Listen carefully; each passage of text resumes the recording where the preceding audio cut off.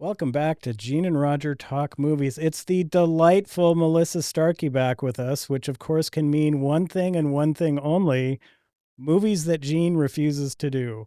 And I would almost say it's okay that he refused to do This this. was okay to not watch.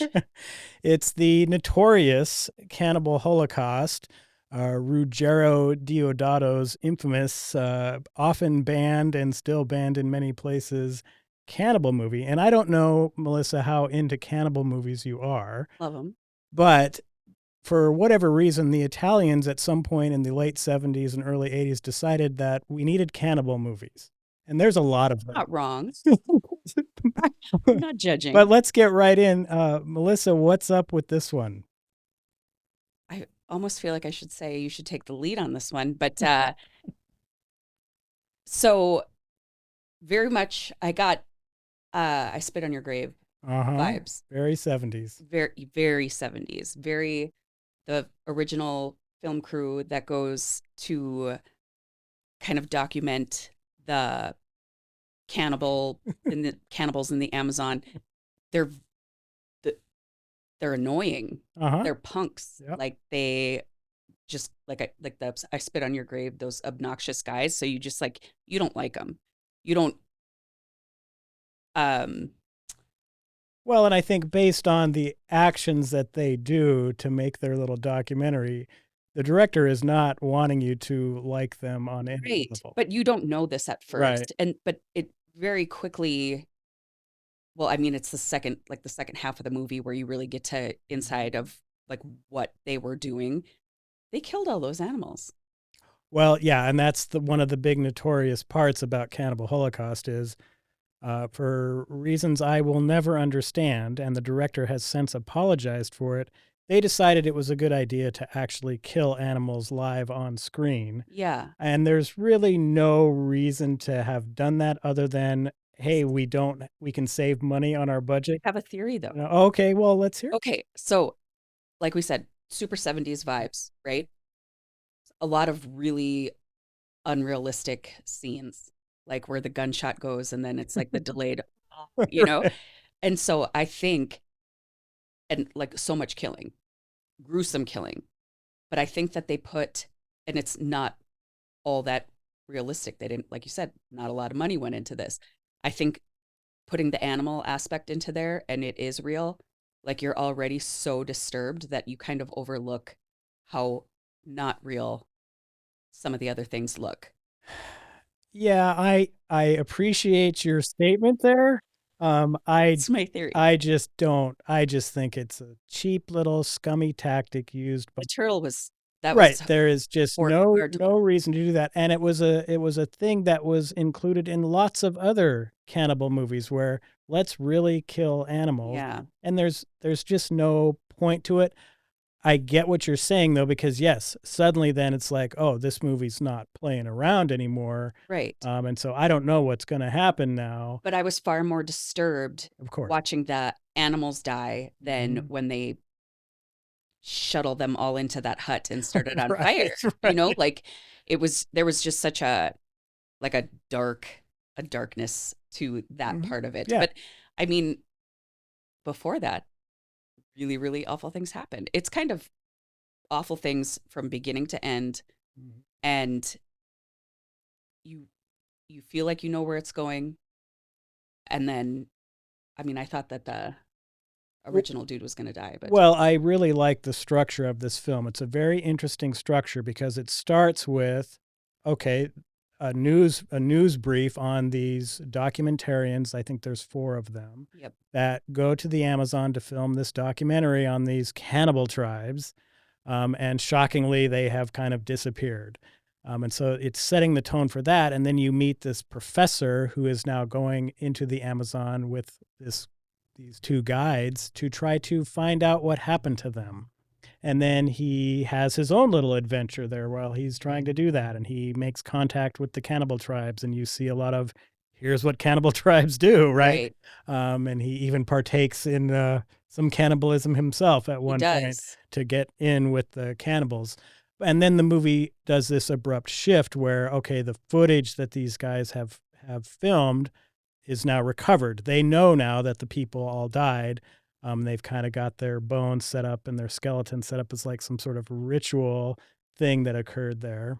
Right. And so they know the documentary crew is dead, but they recover the footage. And then, like Melissa said, the rest of the film is kind of them watching this footage to see what really happened.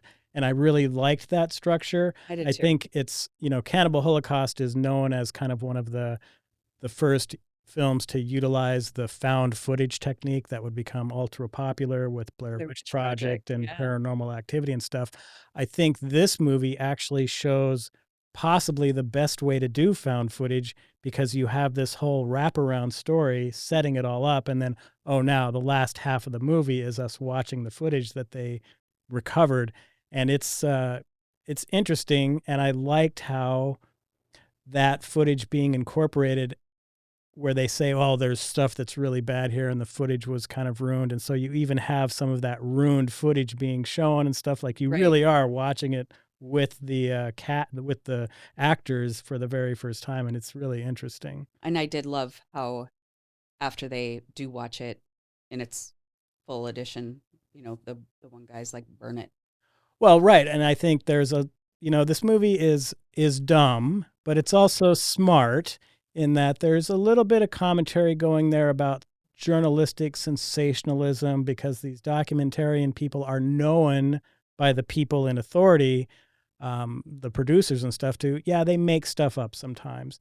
And so you see them doing that. Like Melissa was talking about this scene where they're forcing these uh, not cannibal tribe, these passive kind of indigenous people there, but they're forcing them into this hut and then they're lighting it on fire. But their mindset is this is an attack by the cannibal tribe. Right. And so they're doing all these set pieces that aren't real, but they're doing it for their documentary work. And they don't care about these people, right? So they're going to Sure. burn them all just for their little movie, which of course is ultimately what ends up their total downfall from the cannibals. But so the much like I Spit on Your Grave, the revenge aspect Right. Oh, is really fun. yeah, for sure. Except for the girl part. Well, and I think, yeah, the other thing to talk about, there is significant sexualized violence in Yeah. this film, and it starts right away. So the The original first scene. professor sees a sequence where apparently it's, Adulterer. an adulterer, and Sodomy. there is no amount of nudity that is not hidden. Let's Oh, put it for that sure. way. For So sure. yeah, you've and both male and female. Mhm. This movie is probably about as extreme as you can get without actually being labeled a pornography, maybe. Yeah. But it's all violent. Yeah. And that's kind of this movie. I loved when I look at the ratings. They have like the rating and then they tell you why. And Yeah. there's, it's like a mile long. Right, right, Most right, movies, right, it's like, right, oh, violent scenes and some right. language. And this one's like, sexualized violence, drug use, It's all of it. animal Yeah. cruelty, Yeah. everything Check, we check, can check. put, it's all in there.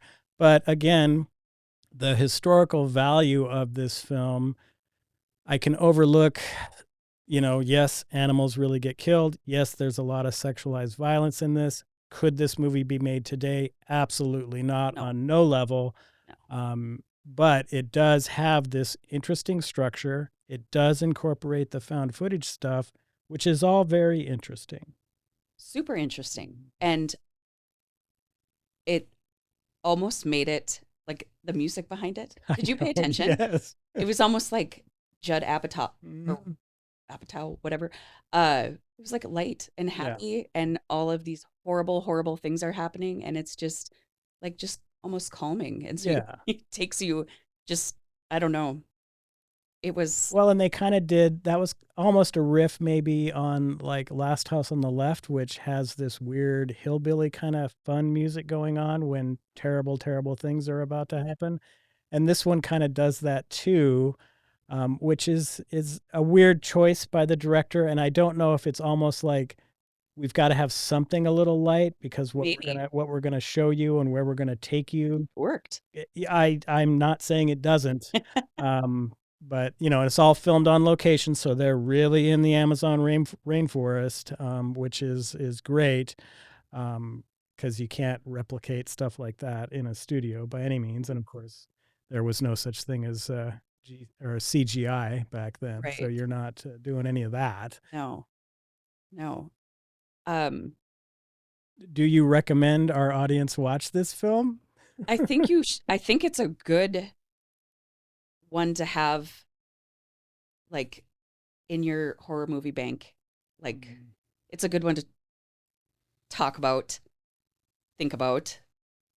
Um, I don't know if I'd rewatch it. Like there's some that like horror movies that I'm like I just put it on for the noise because I'm like like you just pick up wherever. Um, not as good as the last. What was our last one? Inside. Yeah, not as good as that. So watch Inside, and then if you still are feeling the the itch, then watch. Well, I think as far as cannibal movies go, if you're into those, this one definitely is the quote unquote granddaddy of them all. But Yeah, there's a number. There's Cannibal Ferox. There's, um, oh man, Lost Cannibal World and all these. So that for like this 3-year period, there was just a ton of them. yeah, And then they kind of disappeared until Eli Roth, about 5 or 6 years ago, maybe longer, yeah. uh, re-entered the cannibal movie phase with Green Inferno. Have you seen Green No, Inferno? and I love Eli Roth. Yeah, and so he did a kind of a remake almost of this, and obviously not nearly as extreme on Okay. any level as this movie.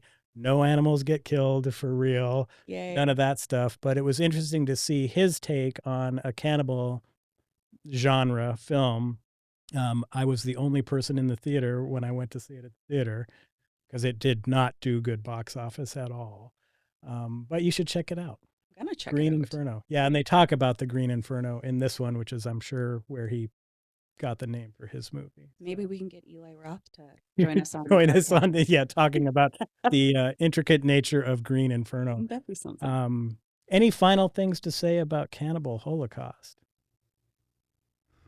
As she doesn't speak. Yeah, there's so many animals that weren't dead. Mhm. Like you're in the jungle. I would love to know what made them like are people just an easier target? Why why did they go that route? Why are the cannibals cannibals? Why are the cannibals cannibals? Yeah, that's a thing the movie didn't really It doesn't address go it. into, but I think humans are probably easier to catch than a jaguar. Yeah. I mean there was like oh and they did kill a monkey. Mhm. That was super sad too. Yep. Just sad. Well, and Sure. they Just kidding. have the pig chained up and they I just know. blast It it was like with almost like a shot. little pet. Yeah. Yeah. Yeah, no. Give it a go. You can stomach it. Well, and I would say, obviously, this is a movie that's, you've got to really be into horror and you want to really be a completionist. Clearly, this is a movie you have to see. Much like Melissa, is it a movie you're going to watch again ever? Probably not. I've seen it a few times. Of Yeah. course, here's the special edition 25th anniversary DVD or whatever. It's even numbered, right? Oh wow. Yeah, see that on the back? My goodness. Yeah. But the interesting thing about Cannibal Holocaust, though, too, is banned all over the place for obvious reasons. The director got into a lot of trouble with this film because the Italian censor board and the police were like, this is a movie that falls under our Obscenity Act stuff. So he got arrested, and there was thoughts that he had actually killed the cast for real and all this crazy stuff and things. And so he had to, bring the cast out and be like, no, look, here they You are. do though, like with all the animal violence that you see and you can tell like especially for how old it is, like that is very, very real. And so when the guy gets bit by the snake and they're, like chopping his leg off, I'm like, are they? Like, Right. it's like you wouldn't put anything past him at Right. that Yeah. point. So I can see why. Dangerous Italian filmmaker, For sure. For sure. where life is cheap. Good movies. Yay. But yeah, give it a try. If If you can you're find it. if you're under those, well, shockingly, it is currently streaming, and I was going down this road, banned everywhere, but now you can kind of find it. It's on Screambox, which is this cheap little, I think it's like $4 a month to have Screambox. Shutter. Yeah, you've got Shutter, which is kind of the higher level one, and then you have some of these other ones like Full Moon and Screambox and stuff like that. But it's on Screambox, so So now no excuses. Go with yeah, it. no excuses. Get yourself a free trial of Screambox, watch it, and then cancel. Family's in town for Christmas. Yeah. Yeah, Have a just moment. let's go for it. Well, and didn't you say your husband accidentally walked in while you were watching it? It's like, what are you doing? I'm like, Shh, it's for work. But Yeah. but Good stuff. anyway, Melissa, I always appreciate having you on. I always appreciate your suggestions. Well, and you are my go-to of movies Gene would never do, Love it. and we've done some great ones. I think Yeah. every episode that Melissa's on, that's an automatic recommendation for sure. Yeah. So we will pursue another ghastly, horrific film Absolutely. at some point in the future for when Gene's not able to record. And I really appreciate you. And thanks for tuning in. We'll catch you next time. Bye bye. See ya.